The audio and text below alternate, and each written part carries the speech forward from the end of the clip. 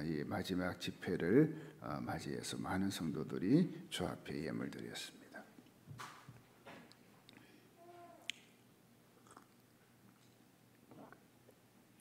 자, 우리 같이 한 목소리로 읽도록 합니다. 시작. 우리가 알거니와 하나님을 사랑하는 자 곧 그의 뜻대로 부르심을 입은 자들에게는 모든 것이 합력하여 선을 이루느니라. 아멘. 오늘은 이제 마지막 시간으로 이제 선을 이루느니라. 그러니까 선을 이루게 된다. 이 말씀을 이제 나누도록 하겠습니다.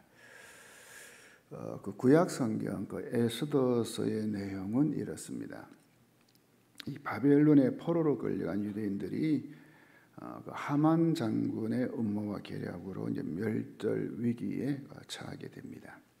이때 그 모르드게와 그 에스더라는 이제 사촌권 남매지간이죠. 이 두 사람의 용기와 결단으로 이제 멸절 위기에서 벗어납니다. 대신 유대인들을 멸절하려고 했던 하만 장군이 오히려 멸절하는 내용으로 이제 끝나게 되죠. 그런데 흥미로운 것은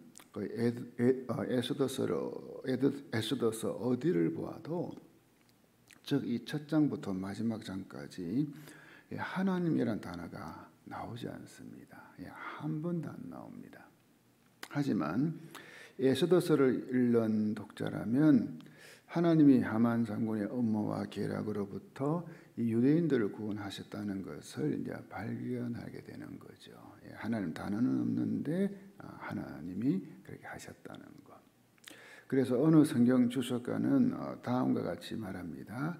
에스더서는 흥미진진한 이야기로서 하나님의 섭리라는 보이지 않는 손이 살아 움직이고 있음을 잘 보여준다. 에스더서는 하나님의 이름을 일절 언급하지 않는다. 그렇지만 만사를 주관하시는 하나님의 주권이 모든 사건에서 드러나고 있다. 오늘 어째 이 방송실에서 한 박자 늦게 나오네요. 조금 빠르게 해주세요. 이제 보셨죠, 그죠? 자, 이 글에 보면 하나님의 섭리를 가리켜 하나님의 보이지 않는 손이라. 하나님의 보이지 않는 손이라 말합니다. 자, 여러분 어떻습니까?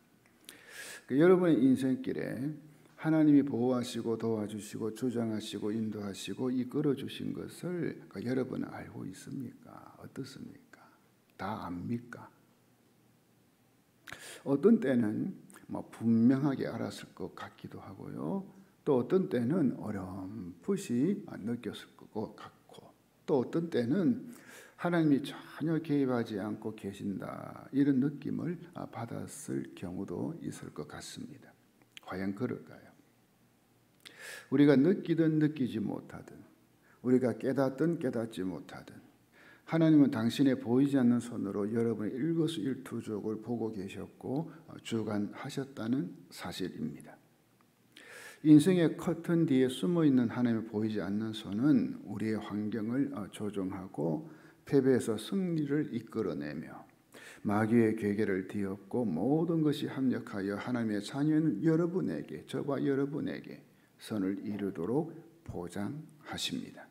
이것을 하나님의 섭리라고 합니다. 섭리의 그 사전적 정의입니다. 국어 사전이죠. 세상과 우주 만물을 다스리는 하나님의 뜻이라고 되어 있습니다. 그러니까 섭리란 하나님의 통치를 말하는 겁니다. 그러니까는 우리 모두를 통치하는 것, 그걸 섭리라. 그리고 이 계시라는 말을 쓰죠. 단어. 하나님의 드러난 뜻이라. 이 계시는 드러냈다는 거죠. 근데 섭리는 하나님의 감추어진 뜻이라. 감추어진 뜻이라. 이겁니다. 그래서 섭리를 하나님의 보이지 않는 손이라. 보이는 손이 아니라 보이지 않는 손이라라고 하는 것입니다. 하이델베르그 요리문답 27번 섭리란 무엇인가? 라는 질문이 나옵니다. 그 대답이 이러합니다. 전능하시고 편재하신 하나님의 능력이시며 하나님의 손으로 하늘과 땅과 그리고 모든 피조물을 붙드시고 나뭇잎과 풀, 비와 가뭄, 풍년과 흉년, 음식물과 마시는 것들, 건강과 질병, 부와 가난, 이런 모든 것들이 우연히 생기는 것이 아니라 하나님 아버지의 손에 의한 것입니다. 그런 모든 다스림을 섭리라 합니다. 그 개혁주의 신학자인 R.C. 스프라울의 글입니다. 한간의 속담은 사소한 일들에도 마귀가 자리 잡고 있다라고 말하지만, 마귀도 뭡니까? 이렇게 마귀의 손이 미치지 않는 것이 없겠죠, 그렇죠? 그렇게 하지만 사소한 일에도 하나님이 계시다라고 고백하는 것이 더 정확하다. 왜? 마귀의 손이 미치지 못하는 것도 있잖아요, 그렇죠? 반면 하나님 손은 미치지 못하는 것이 있을까 없을까요? 다 미칩니다.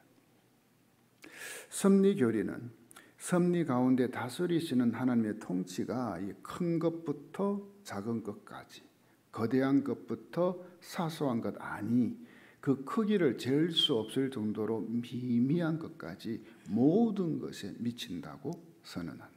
이 모든 것. 우리가 로마서 8장 28절에 뭐죠? 모든 것이, 이 모든 것. 그러니까 성도의 삶 속에 일어나는 모든 일은 다 하나님의 섭리에 의한 것이다. 이것이겠죠. 이 지지리도 공상맞은 내 인생이 하나님의 섭리에 의한 것이라고요.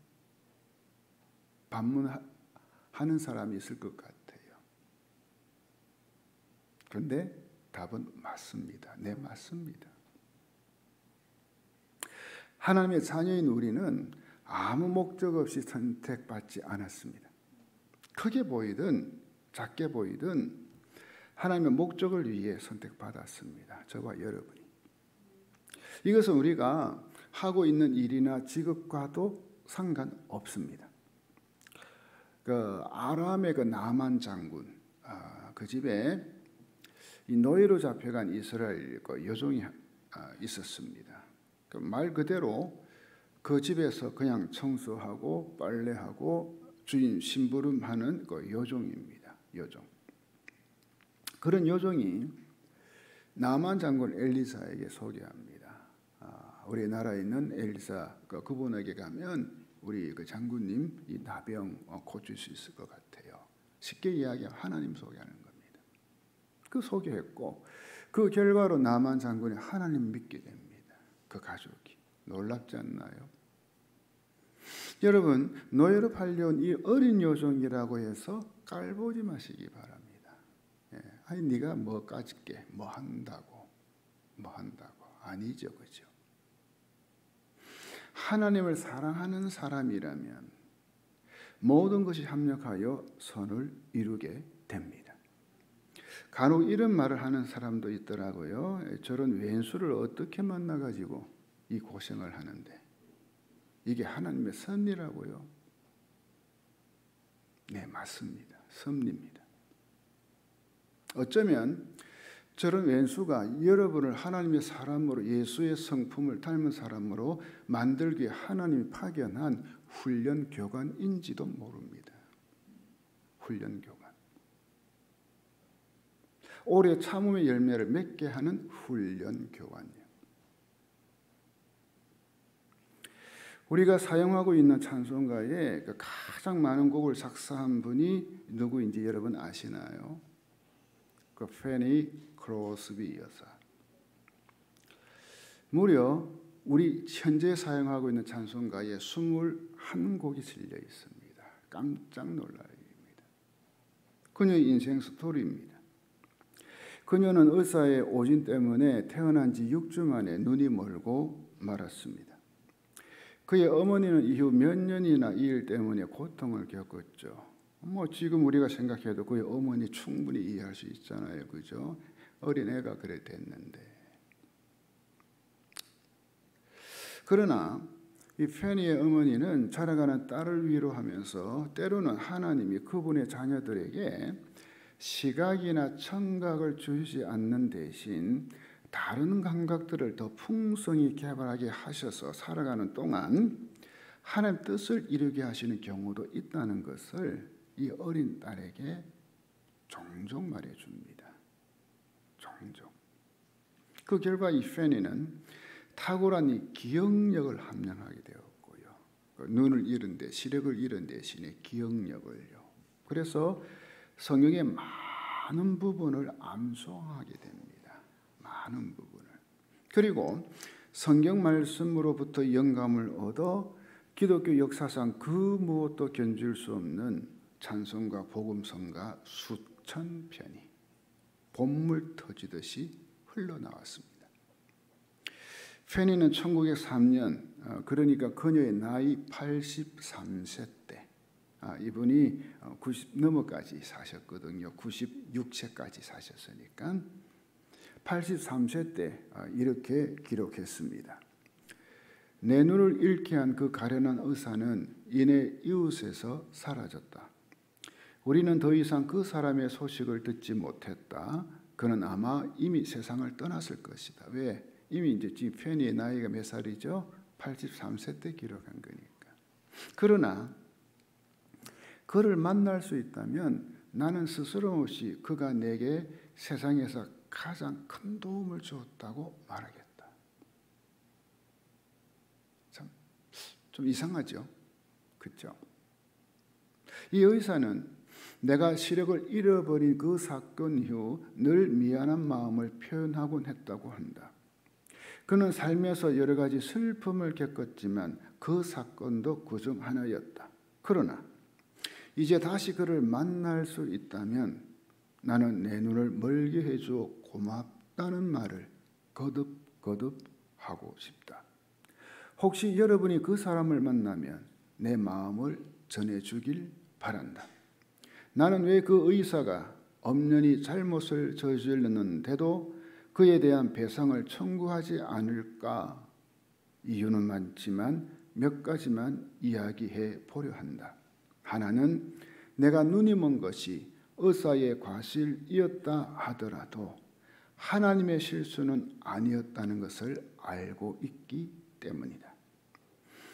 내가 평생 육신의 흑암 속에서 살았더라도 이를 통해 하나님을 찬미하는 일을 잘 준비하고 다른 사람들을 자극하여 하나님을 찬미하게 하는 것이 그분의 뜻이었다고 나는 확실히 믿는다. 내 시선을 잡아 끌었을 온갖 흥미거리와 아름다운 것들을 쳐다보는 데 마음을 빼앗겼더라면 왜? 시력이 있었어요. 나는 수천 곡이나 되는 찬송을 쓰지 못했을 것이다. 페니 크로스비가 가사를 쓴 찬송가 중에 우리가 즐겨 부르는 나의 갈 길 다가도록 이 찬송이 있죠. 나의 갈 길 다가도록 예수 인도하시니 내 주 안에 있는 긍휼 어찌 의심하리요. 믿음으로 사는 자는 하늘 위로 받겠네. 무슨 일을 만나든지 만사형통하리라. 무슨 일을 만나든지 만사형통하리라. 여러분, 이 찬송가의 가사를 쓴 사람이 3살 때 의사의 실수로 실명하여 평생을 맹인으로 산 사람이라는 게 믿어지나요? 그러나 엄청난 불행을 당한 사람의 입술에서 무슨 일을 만나든지 만사 형통하리라라는 가사가 나오는 게 이치에 맞다고 생각하십니까? 페니 크로스비 여사는 알았던 것입니다. 자신이 태어나서 지금까지 살아온 인생 여정은 예수께서 인도하셨다는 것을 알았습니다. 때로는 인생 여정에 역경이 있고 시련이 있을지라도 믿음으로 사는 자에게는 하늘의 위로가 있었음을 그녀는 순간순간마다 경험했더라 이겁니다. 경험했습니다. 하나님의 위로. 그래서 그녀는 노래하는 것입니다. 무슨 일을 만나든지 만사 형통하리라. 무슨 일을 만나든지 만사 형통하리라. 그녀는 이 만사 형통을 신앙 안에서 재해석했던 겁니다. 세상에서 흔히 이야기하는 만사 형통이 아니라 신앙 안에서. 바로 요셉의 그 기록에 나오는 것처럼 요셉이 형통하였더라. 같은 맥락이겠죠. 청교도 목회자인 토마스 왓슨의 말입니다. 아무것도 경건한 자를 해치지 못한다는 것을 알면 대체로 위로가 된다. 왜? 하나님 지켜주시니까. 거기 마음이 들면 다들 위로받죠. 그죠? 든든하잖아요. 그 다음 보십시오. 그러나 모든 역경이 합력하여 경건한 자들에게 선을 이루리라는 것, 경건한 자들이 짊어지는 십자가가 복이 되리라는 것을 확신한다면 이것조차도 그들의 마음은 기쁨이 가득하여 흘러넘칠 것이다. 뭐죠? 현재 내가 겪고 있는 상황 환경과는 어쩌면 관계없이 예수 그리스도의 그 은혜 아래 있게 되면 그의 마음은 기쁨으로 흘러넘치게 될 것이다. 저는 토마스 왓슨의 말을 이 페니 크로스비 여사가 가장 잘 보여줬다고 저는 생각합니다. 이 상태에서도 그렇게 노래할 수 있다는 것. 로마서 8장 28절을 가장 잘 보여주는 사건이 이 창세기에 기록되어 있습니다. 저는 어쩌면 이 사건, 이게 로마서 8장 28절을 가장 잘 설명해 주는 내용이 아닌가. 성경 전체에서. 요셉은 아버지 야곱이 가장 사랑한 아들이었습니다. 야곱은 그에게만 이 채색 옷을 입히는 더 편애했고요.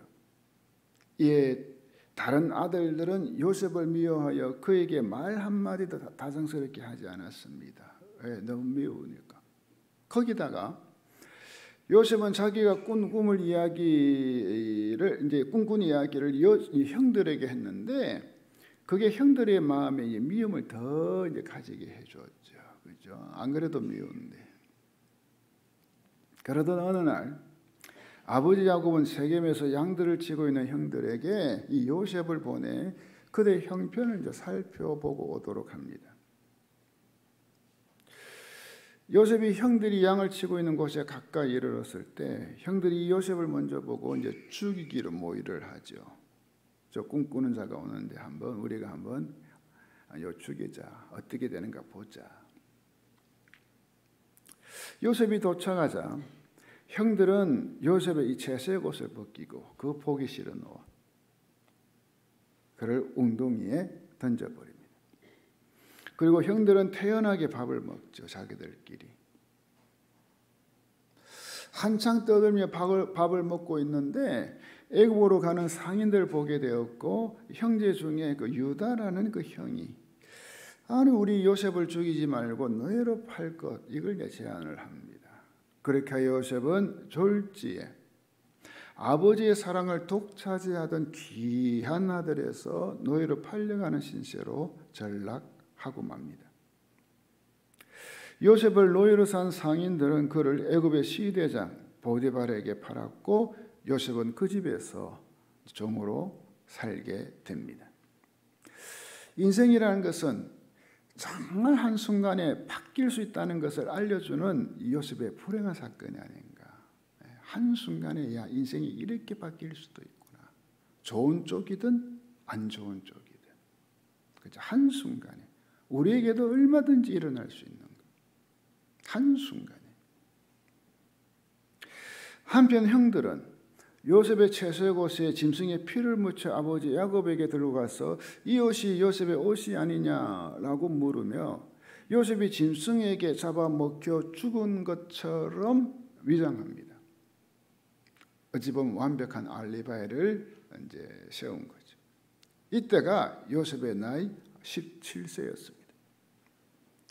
요셉이 이렇게 된 것에는 요셉의 경솔한 면도 일조했죠, 그죠? 경솔한 면도 있었어요. 그러니까 형들의 심기를 건드린 것은 어쩌면 성숙지 못한 행동이었다는 거죠. 이제 바로의 시위대장 보디발 집에서 시작된 요셉의 삶은 그의 성실함과 정직함으로 인해 안정되기 시작합니다. 그래서 가정 총무 자리까지 올라가죠. 하지만 이것도 잠시, 그에게는 또 다른 악몽이 찾아옵니다. 바로 보디발 아내의 유혹입니다. 요셉은 하나님을 믿기 때문에 또 죄를 지을 수가 없기 때문에 이 여자의 유혹을 여러 차례 물리칩니다. 하지만 이 여자는 끈질기게 달라붙습니다. 결국 요셉이 이 여자의 유혹을 뿌리치다가 오히려 성폭행범으로 누명을 쓰고 감옥에 투옥됩니다. 인생이 꼬여도 이렇게 꼬일 수 없습니다. 꼬여도. 그것도 하나님을 제대로 믿고자 하는 사람에게 말입니다. 정말 하나님 믿고 말씀대로 죄짓지 않고 살려고 애쓴 사람에게. 요셉은 감옥에서 10대의 남은 세월과 20대 청춘을 꼬박 보냅니다. 감옥에서 썩어버립니다. 그가 30세가 되었을 때, 그러니까 노예와 범죄자로 보디발 집과 감옥에서 보낸 기간이 13년 정도 지났을 때 전혀 생각지도 못한 기회가 찾아옵니다. 바로 애굽의 바로왕의 꿈을 해석해 주므로 인략 제수에서 총리로 탈바꿈하는 일이 벌어진 겁니다. 그러니 또 다시 한번 말씀드립니다. 사람의 인생이라는 거 어쩌면 한순간에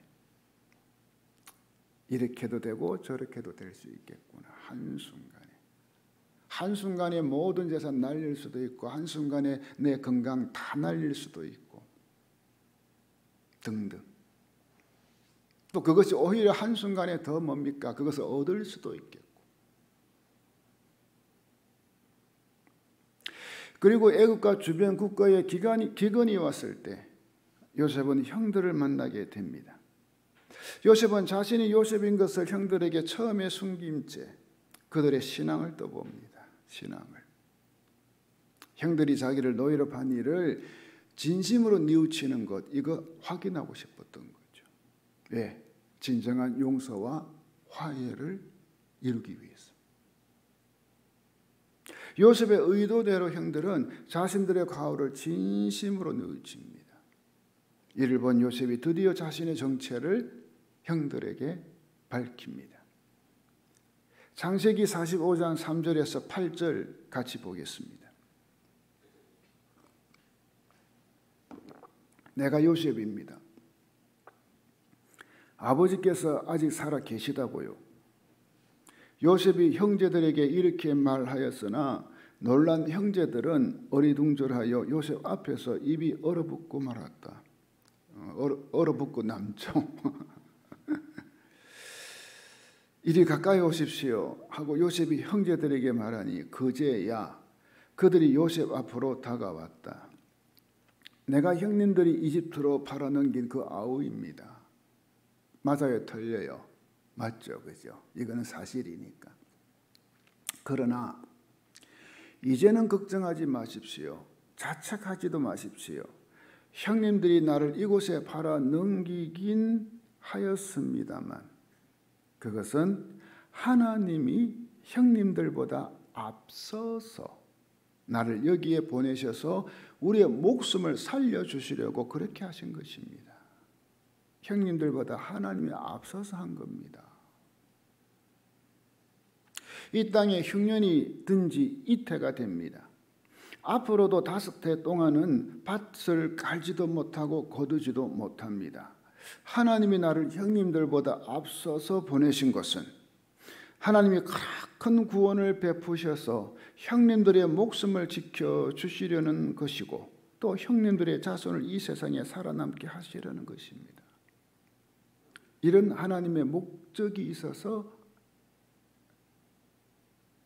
요셉 자기가 이 애굽에 왔다는 거죠.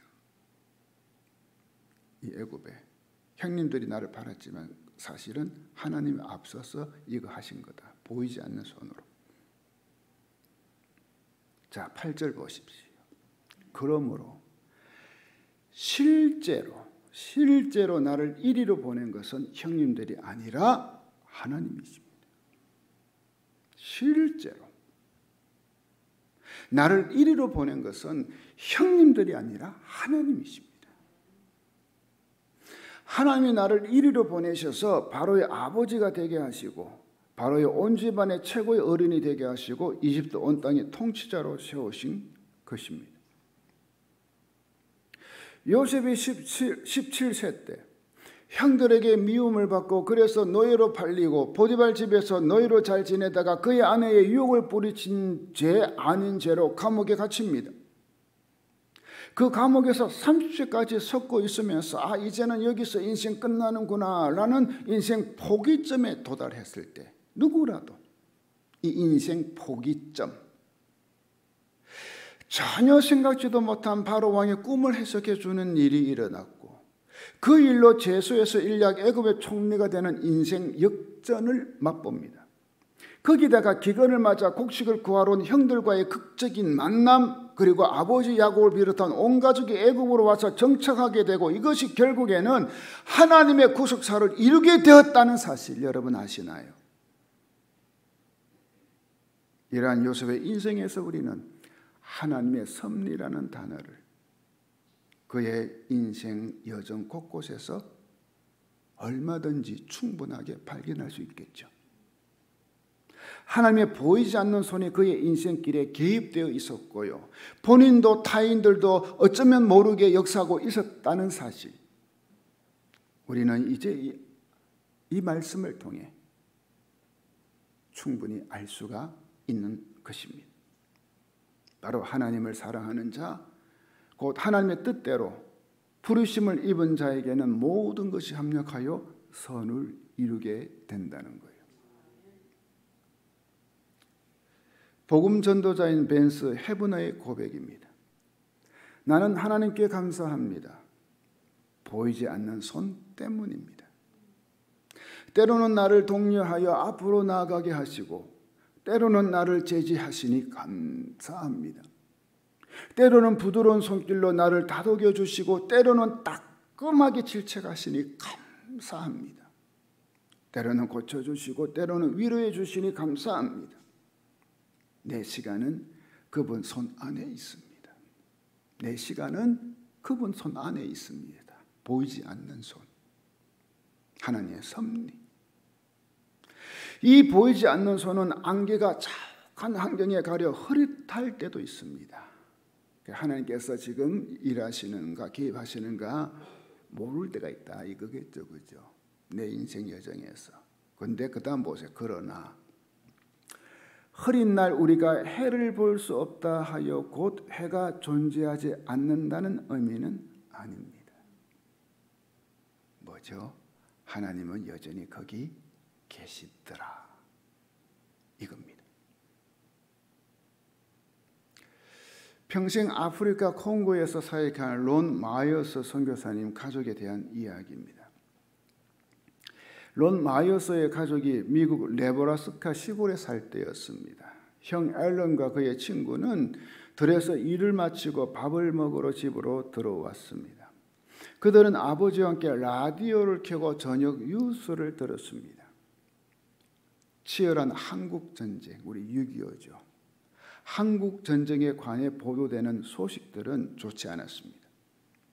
군에는 손실된 병력을 보충할 사람들이 필요했습니다. 앨런과 그의 친구는 특히 그 보도 내용에 관심을 기울이는 것 같았습니다. 그러더니 얼마 뒤 그들은 해병대에 지원하여 한국 전쟁터로 떠났습니다. 비무장지대에서 혹독한 겨울을 보낸 앨런은 본국으로 돌아가라는 명령을 받았습니다. 그러나 전선에서 돌아오는 도중에 지뢰를 밟아 전사하고 맙니다. 이 일은 앨런의 가족에게 엄청난 충격을 주었습니다. 특히 농장일의 재능을 보인 앨런에게 가족 농장을 물려줄 생각을 하고 있던 아버지는 더 큰 충격을 받았습니다. 하지만 앨런의 죽음은 아버지의 신앙에 큰 영향력을 끼치기 시작했습니다. 앨런이 죽기 전까지 아버지는 신앙에 그다지 관심이 없었습니다. 주일이면 그냥 교회에 가는 정도, 그 정도였습니다. 하루는 론 마이어스 선교사가, 이때는 아직 선교사가 되기 전이죠. 이 아들 론 마이어스가 아버지랑 외양간에서 소젖을 짜고 있었습니다. 그때 론과 아버지는 영적인 일들을 놓고 아주 진지한 대화를 나누었습니다. 이때 이미 그의 아버지는 그리스도께 헌신한 제자가 되어 있었던 겁니다. 아버지가 론에게 말합니다. 론, 너도 아는지 모르겠지만 앨런이 죽기 전에는 내가 이런 일을 생각하지 않았잖아. 그러더니 론의 아버지는 기도원 협회에 들어가 공립학교에 신약 성경을 배포하는 일을 돕기 시작했다는 거죠. 또 선교사들을 후원했고요. 아들 론 마이어스와 그의 누이가 선교사로 헌신했을 때 최고의 후원자가 되었습니다. 그리고 론 가족에게 농사는 더 이상 궁극적인 목적이 아니었습니다. 삶의 목적이 될 수가 없었습니다. 이제 이 가족은 다양한 방법을 활용하여 전 세계 복음을 전하는 복음의 제사장 가족이 이미 되어 있었던 것입니다. 론 마이어스 선교사의 말입니다. 그 후에 한 말이죠. 아버지는 당신이 사랑하는 아들을 잃어버린 사건을 돌아보았습니다. 어쨌든 바로 그 사건 때문에 아버지는 로마서 8장 28절을 좋아하시게 되었습니다. 아버지는 그 구절을 하나님이 자신에게 주신 약속으로 받아들이셨습니다. 그 구절 때문에 아버지는 새로운 자세로 삶을 대하게 되셨습니다. 말 그대로 그 말씀이 아버지가 삶을 이어갈 원동력이 된 것입니다. 그렇습니다. 로마서 8장 28절은 우리가 삶을 이어가는 원동력입니다. 이 구절의 밑바닥에는 예수님이 흘리신 구속의 피가 기초를 이루고 있습니다. 그리고 성령님의 중보, 또 함께 하시고 이끌어 주시는 인도하심이 저변에 깔려 있습니다. 나아가 하나님의 보이지 않는 손, 즉 그분의 섭리가 이 말씀을 확증해 주고 있다는 사실입니다. 그렇기에 로마서 8장 28절은 하나님을 사랑하고 또 하나님의 뜻대로 부르심을 입은 자들에게는 모든 일이 합력하여 선을 이루게 되는 것입니다. 이 사실을 우리는 확실히 알고 있습니다. 로마서 8장 28절을 다 함께 읽음으로 이번 집회를 마치도록 하겠습니다. 다 같이 한번 읽어봅니다. 하나님을 사랑하는 사람들, 곧 하나님의 뜻대로 부르심을 받은 사람들에게는 모든 일이 서로 협력해서 선을 이룬다는 것을 우리는 압니다. 우리는 압니다. 나는 압니다. 나는 확실히 압니다. 모든 것이 합력해서 선을 이룬다는 것. 왜요? 하나님의 보이지 않는 손, 그분의 섭리가 개입되어 있기에. 우리 다 같이 찬양하고 이제